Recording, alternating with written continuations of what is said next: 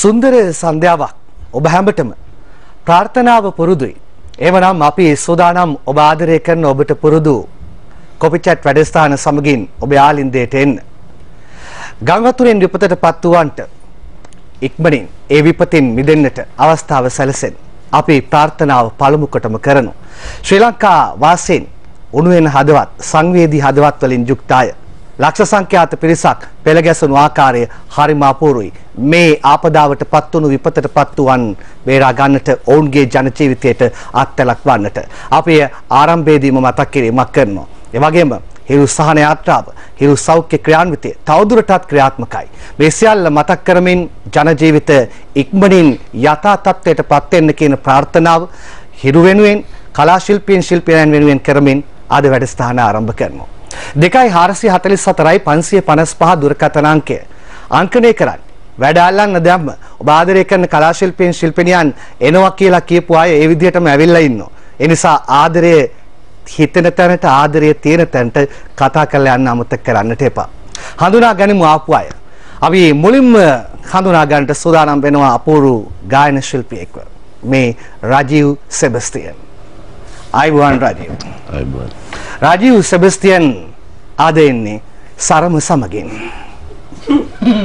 මීට කලිනුත් ඇවිල්ලා තියෙනවා සරම. ඔව් අදත් එන්නේ සරම සමගින්. ඔන්න මං අල්තායන්නකොත් දැම්මා. අදත් සරම සමගින් එනකොට ඒකේ විශේෂත්වයක් තියෙනවා.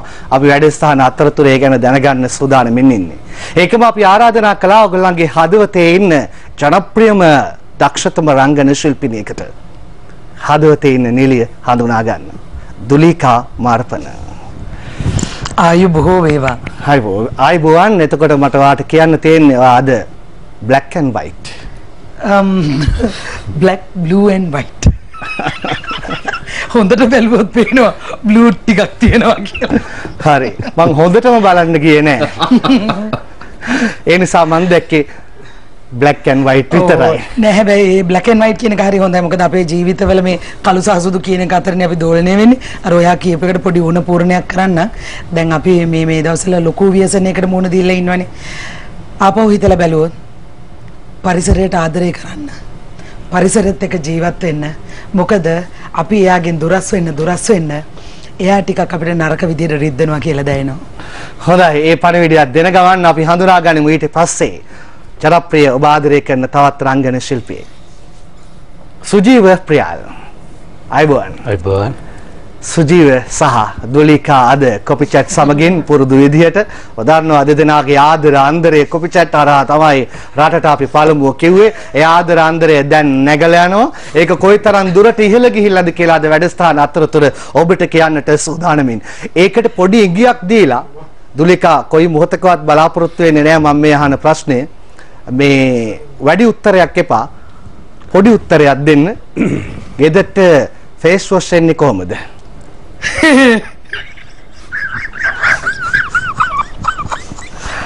හිනාව වමනක් ඇති. ඒ හිනාවත් එක්කම නැවත දෙන්න අපිට නැවත දෙන්න පහර දැක්කේ නෑ. පහරක් එල්ල කළා. ඔව් ඒ දුලිකාට ගිය හිනාව අතරතුර සුජීව අසරණ වුණු ආකාරය ඔබට දැනෙන්නේ නැති. අද වැඩසටහනේ අපි ඒ ගැන කතා කළාමයි අවසන් කරන්න සූදානම් වෙන්නේ. ඒකම ඔයගොල්ලෝ ආදරය කරන තවත් ජනප්‍රියම රංගන ශිල්පිනියකට අපි ආරාධනා කළා. හඳුනා ගන්න. මේ මහේෂි මදුශංකා. අයිබෝන් මහේෂි. ඔයාගෙනුත් අද අහන්න ගොඩක් දේවල් තියෙනවා. ඔයාගෙන් අහන්න ඕනි ඔයා ෆ්ලයිට් එකේ නිදාගත්ත ක්‍රම 5ක් පිළිබඳව.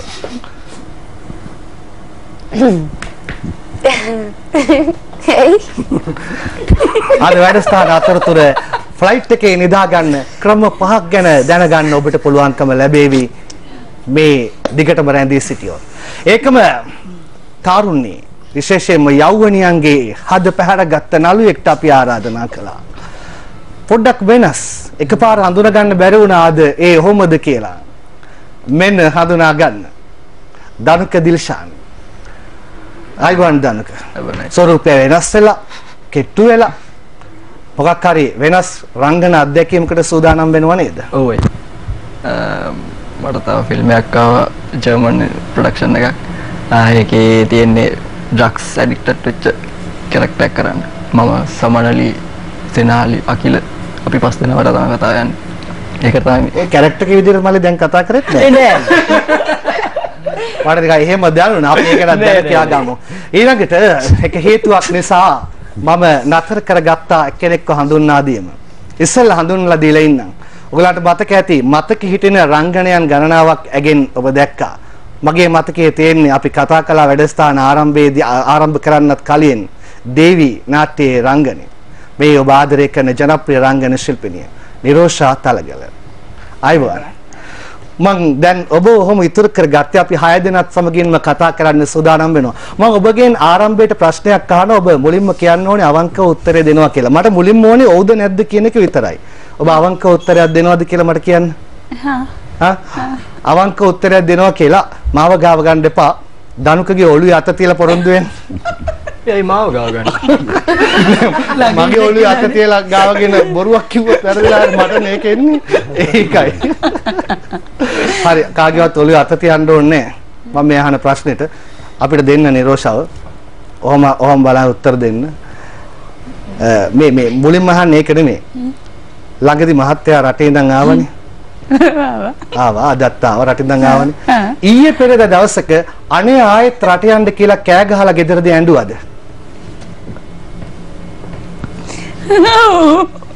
හොඳයි ඒ ඇති. මහත්තයා ආව කාලයකට පස්සේ අනේ රට යන්න කියලා කෑ ගහලා අඬනවා ආයෙත්. දවස් දෙක තුනකට කලින්. අපි මේ වැඩසටහන අතරතුර දැන කියාගමු මේ 6 දෙනා සමගින් තමයි මේ ලස්සන දවස ගත කරන්න සූදානම් වෙන්නේ. ආරම්භක ගීතය අපි උපුටා ගන්නේ සොරා ගන්නේ සරමෙන්.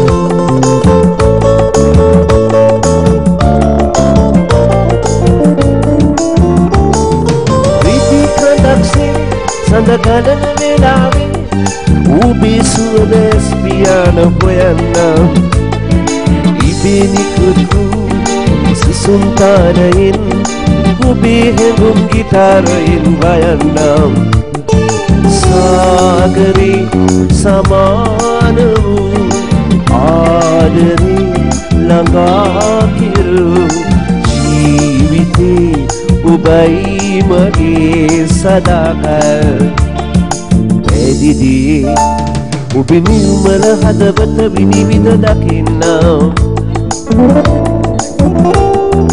උකුරු පොඩි හද පානේ නටන වීදුරු මල් නෙලන්නම් පායනාතුරු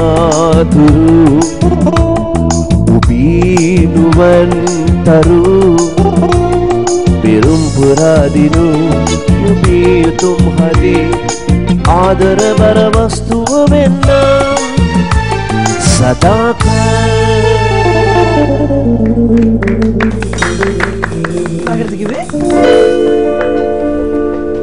මම හිතන්නේ ගොඩක්ම ජනප්‍රිය වුණු ගීතයක්. ඒ ගීතයේ විශේෂත්වයක් ඔබට දකින්නට ඇති. මම කිව්වා එහා පැත්තේ ඉන්නවා අර දක්ෂ නිලිය දුලික දිහා බලාගෙන ගීතය ගායනා කරන්න කියලා. ඒ දුලික දිහා නෙමෙයි බිම බලන්නේ. කොලේ තියෙන බිම. තමන්ගේ ගීතයක්. ඕක මොකද ඔයා බැලුවේ? මම බැලුවේ මොකද මේ ලැජ්ජාවෙන් එක කියන්නේ. ඔයා ඉන්න නිසා කෙලින් බලන්න දරුවෝ. නෑ මම කැමැත්තෙන් ඔයා කිව්ව දේ කරේ. දුලිකගේ මුණ දිහා බලගෙන මගේ දතක් තියෙනවා ගලව ගන්න. ඉතින් සුජීවට කියලා ගලව ගන්න බලන්න තමයි මේ පැත්ත බලන්නේ.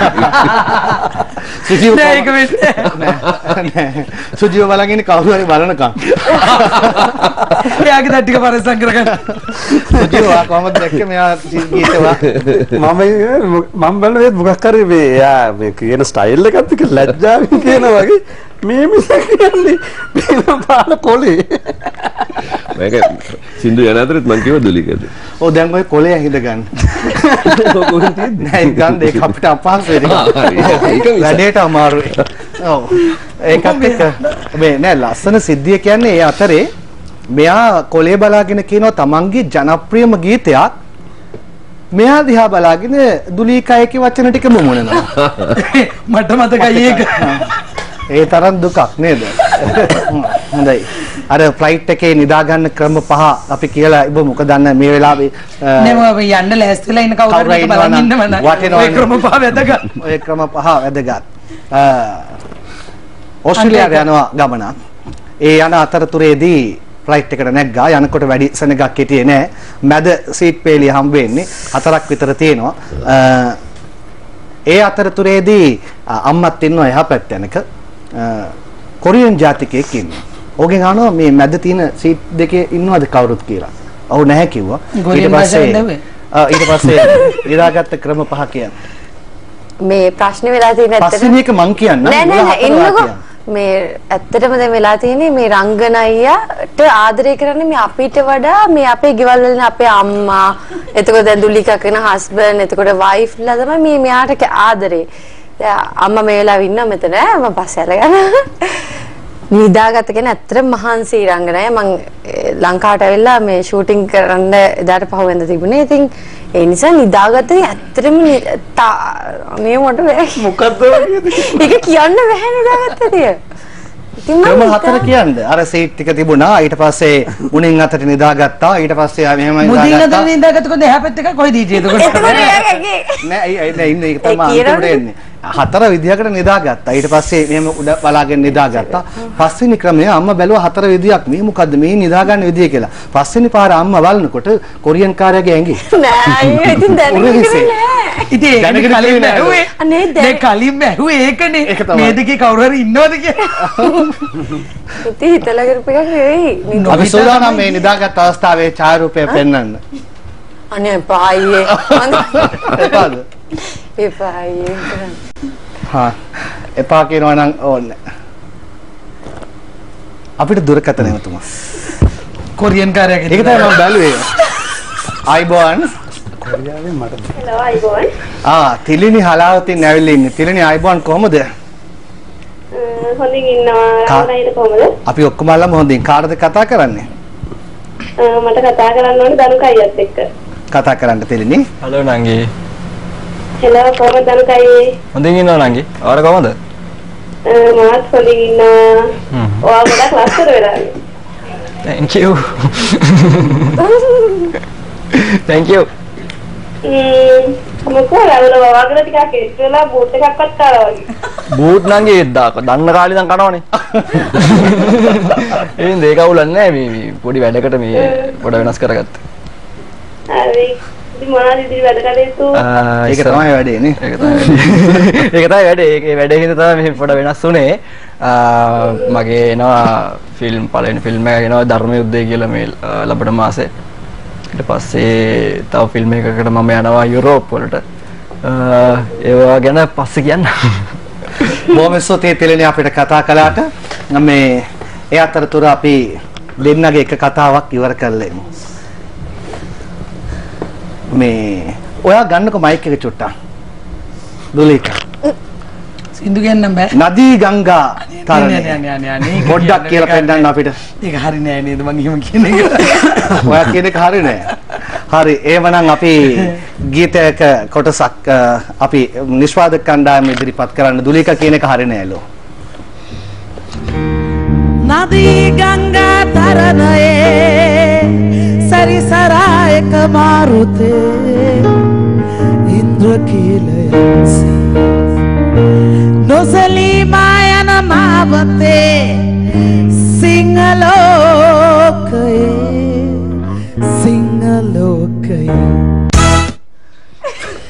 මම මම හිතුවා අර ඉස්සෙල්ලා කියපු කෑල්ලත් ඇති කියලා. තන්තකට ගවනේ. ඒකත් තිබුණා නම් තමයි. ඒක තමයි ඥාංගල ගෙවි. ඥාංගල දුන්නේ. වැඩසටහන ආරම්භ කරන්න කලින් මට මෙව්වනම් කියන්න පුළුවන් කියලා පටන් ගත්තා කියන්න. එයා දන්නේ මෙහෙ පටිගත වෙලා. නෑ ඔයා වගේ වැඩ කරනවා කියලා මම දන්නේ ඒක. මේ නෑ අර දැන් නෑ පස්සේ කියන්න අමාරු නම් පස්සේ කියන්න අපි මේ පැත්තේ යුග ගායනයක් රස විඳලා එමු. ඔය දෙන්නට ආරාධනාව ගයන්න.